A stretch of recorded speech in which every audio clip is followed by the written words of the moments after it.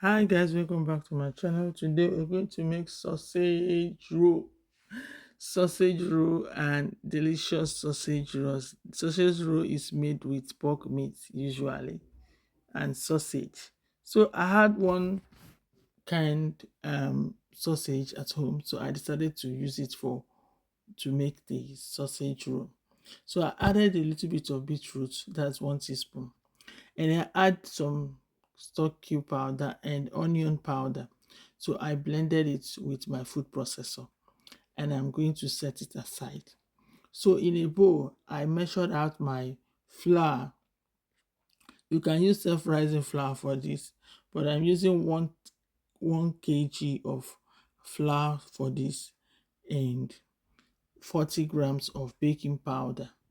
So I added the margarine powder and I'm going to use my hands to make sure I smash all the margarine together, smashing them till there is no lump in it. So I form the dough with it and I am going to roll it out after I am satisfied in forming these doughs. So now I'm going to pour a little bit of, I poured a little bit of flour on the countertop. Make sure your countertop is clean. And then I used this cutter to cut it into 4. Yeah, remove all the side so that I can be able to roll the sausage roll. Now I've added everything in here and it is good to go. Make sure you line everything together, beat 1 egg and set it aside. So the egg, will be using it to rub the back of the sausage and also the inside. Now that I'm rolling it, make sure you do it firmly, and then when you get to the stage that you're satisfied, use the cutter to cut it. You can use knife as well to do this. So now that edges, for it to click, just use egg, or you can use water to do it. Just brush in water there and close it up.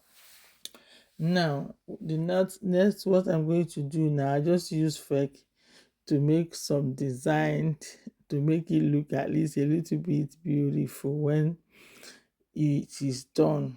So I've used the cutter to cut it to the shapes.